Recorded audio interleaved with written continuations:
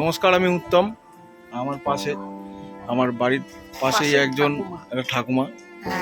তা একটা কথা বলার জন্য সবাইকে এসছি, একটা জিনিস দেখাচ্ছি, সবাই দেখো। এই এই যে কুকুরটা, এই কুকুরটা বিগত আমাদের পাড়ায় 12 থেকে 13 বছর আছে। না না 25 বছর হয়ে না 25 বছর, 20 বছর তো হবে না 20 বছর হবে না। আমরা তো এসেছি তোর মা ছিল যখন, তা এর বয়স প্রায় 12 থেকে 13 বছর। তা এর পায়ে একটা এরকম ক্যান্সার হয়েছে।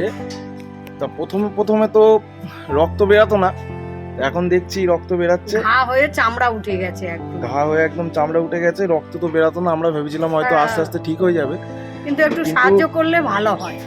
কিন্তু এখন যা দেখছি মানে এটা ঠিক হচ্ছে না, খারাপ হচ্ছে। তা আমি কদিন আগে একজন ডাক্তারকে ফোন করেছিলাম, আমার একটা দাদা চেনা জানা, তাকে বলেছিলাম। তা সে বলেছে ক্যান্সার হয়েছে, ওকে কেমো করালে ঠিক হয়ে যাবে।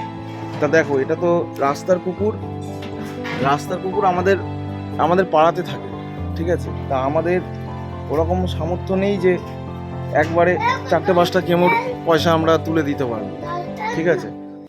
তা আমাদের রিকোয়েস্ট, যদি কেউ 10 টাকা 20 টাকা করে দিয়েও যদি সাহায্য করে ভালো হয়, তো সেটা ভালো হয়। তাহলে কুকুরটাকে আমরা বাঁচাতে পারবো। কারণ ওর যা এইগুলো দেখো, এই দেখো ও যেখানে বসছে এরকম রক্ত, এরকম রক্ত পড়ে যাচ্ছে।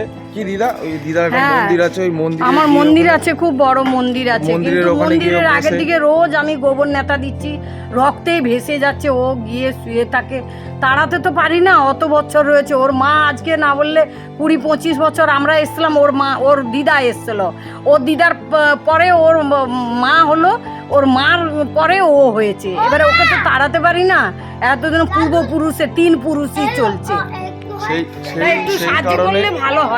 সেই কারণে আমাদের বক্তব্য, যদি কেউ 10 টাকা 20 টাকা করে দিয়েও সাহায্য করো, মোটামুটি 4-5টা কেমো যদি ওকে দেওয়া যায়, তাহলে কুকুরটা বেঁচে যাবে।